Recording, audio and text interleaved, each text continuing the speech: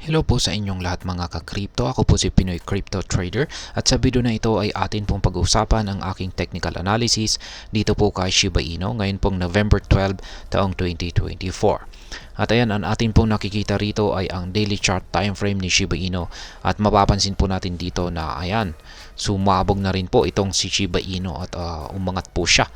At ngayon ay naglalaro na po siya rito sa ibabaw ng dating major resistance line natin na 40 digits 2771. Ayan, nabasag na po ito.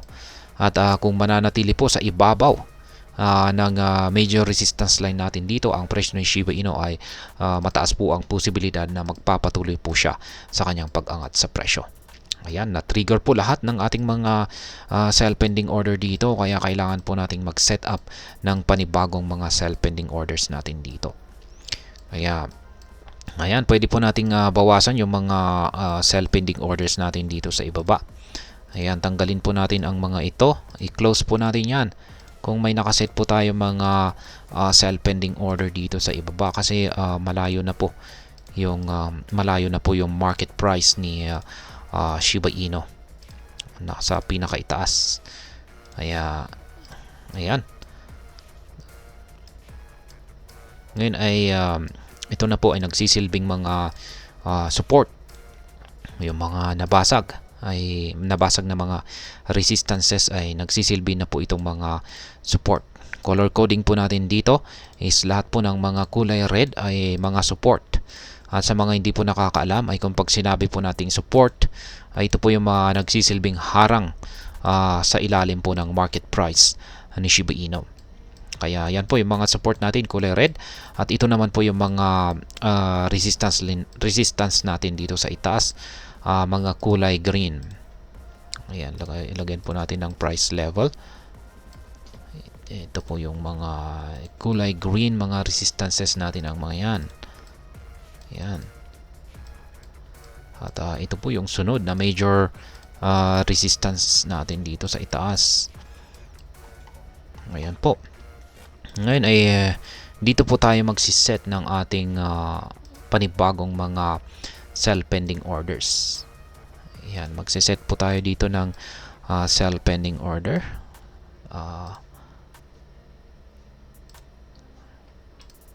Ayan, 3.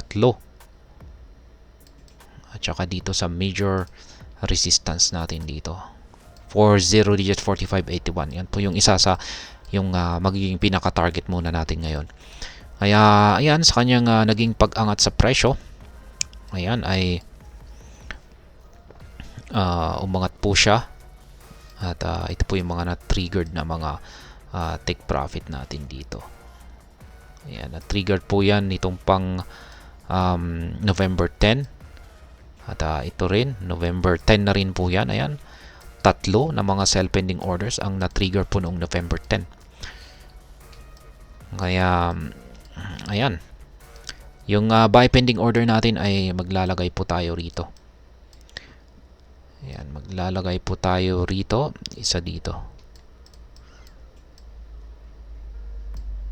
At saka pangalawa dito. Ayan. At saka pangatlong buy pending order naman dito. Kaya ayan po yung mga gawin na po nating pang-apat. Ayan. Para lagay natin dito sa major support natin dito. Ayan, ay pwede po nating tanggalin yung mga price level muna natin dito sa ibaba. Kaya ayan lang muna. Kaya ayan po yung setup natin ngayon. Ayan. Ngayon ay ang aking analysis po rito ngayon ay mukhang posibleng makaranas po muna ng consolidation dito sa ibabaw ng bagong support natin dito, itong si Shiba Inu, kasi mukhang napagod po siya sa kanyang naranasang pag-angat sa presyo. Ayan, lalong-lalo na at marami po siyang binasag na mga dating resistances dito. Kaya posibleng magko-consolidate muna siya rito para makakuha ng sapat na buwelo bago po siya magpatuloy sa kanyang pag-angat sa presyo. At syempre, may resistance po tayo rito na 40 digits 32 at ito po yung sunod na nagsisilbing harang sa pag-angat ni Shiba Inu. At para siya po ay magpatuloy sa mas mataas na presyo. Ayan, para ito po ay magpatuloy sa pag-angat sa mas mataas na presyo patungo po rito sa sunod na minor resistance line natin dito sa 40 digits 3646 ay syempre kailangan po niyang basagin ito. Ayan, kailangan po niyang tagusin ito. Ayan, at depende na rin po sa bullish momentum ni Shiba Inu, pwedeng daanan niya lamang ito at aakyatin niya yung talagang pinaka major resistance line natin dito sa 40 digits 4581. Kaya ayan, umaangat na po itong si Shiba Inu, ang pinakamamahal natin na aso na meme coin. Ayan, at syempre nandyan pa rin po yung chances na maaring bumagsak itong si Shiba Inu. At yan naman po ang mangyayari kung sakaling nagkaroon po tayo ng breakout dito, or kung sakaling bumalik po siya dito sa ilalim ng major support natin dito. Yan, posible po siyang bumalik ulit sa mga support natin dito sa ibaba. Pero mukhang malabo naman pong mangyari yan kasi yung mga indicators naman po natin dito, yan, mapapansin po natin yung ating Hot indicator ay matabang-mataba. Ibig pong sabihin ay bullish na bullish po ang kalagayan nitong si Shiba Inu. Ibig pong sabihin ay mataas ang chances na tuloy lamang sa pag-angat sa presyo itong si Shiba Inu sa mga paparating na araw. At ganun din po yung ating QQE mode indicator dito. Patuloy po na lumalaki yung mga sukat ng mga ito. Kaya habang ganyan po yung nakikita natin ng mga formation na ipinapakita po ng ating dalawang indicators ay tuloy lamang po sa pag-angat sa presyo itong si Shiba Inu. Lalong-lalo na at nagawa na po niyang lampasan ang major support, dating major resistance line natin dito. Kaya wala na po siyang ibang gawin kundi ang akyatin ang mga sunod na mga major resistance, minor resistances natin dito at saka major resistance. Ngayon ay yung minor resistance po natin dito ay sa tingin ko ay magiging madali lamang po para sa kanya na basagin ang mga ito. Ayan. Pero dito po talaga siya medyo mahihirapan yung sunod na major resistance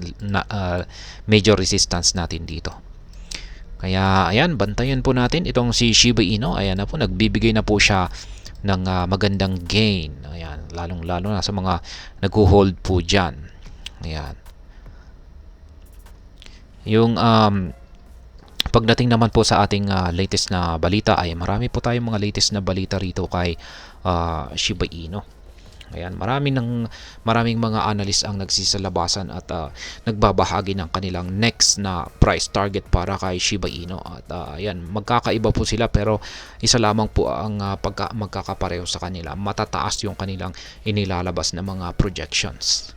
Pero pagdating po sa akin ay medyo hindi ko po kaya na maglabas ng mga prediction na mga ambitious price target sapagkat nakasalalay lamang po ako sa kung ano yung ipinapakita ng ating mga indicators at saka analysis dito sa chart. Kaya at yan, yung ating kakayahan ay wala pa tayo sa yan, yung aking kakayahan ay wala pa ako, hindi ko pa kayang makakita ng mga ambitious price targets na katulad ng mga magagaling na analyst na madalas po nating kino-content. Pero ayan, gaya ng aking sinabi kanina ay maraming mga analyst na nagbabahagi ng kanilang mga ambitious price targets na maaari daw akyatin ni Shiba Inu sa mga paparating na araw. Kaya ayan, sa mga bago lamang po rito ay check na lamang po ninyo ang description ng video na ito para malaman kung anong platform at mga indicators ang ginagamit ko dito. At hanggang dito na lamang po tayo sa video na ito mga ka-crypto. Marami pong salamat sa panonood. Ingat po tayo lagi at God bless po sa ating lahat.